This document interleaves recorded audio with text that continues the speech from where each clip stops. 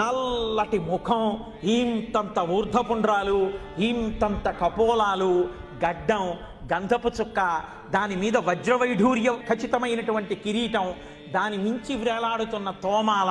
కుడి చేతిలో చక్రం, ఎడం చేతిలో శంఖం, అక్కడ వరకు కనపడేటప్పటికే ఒళ్ళు మరిచిపోయి గోవిందా గోవిందా అంటూ లోపలికి ఎడుతుంటే, మీరు ఎడుతున్నారో మిమ్మల్ని తోస్తున్నారో తెలియని స్థితిలో ఇలా దగ్గరికి ఎడితే ఆ తోమాల ఇలా వేలాడి ఇలా పక్కలకి వేలాడుతుంటే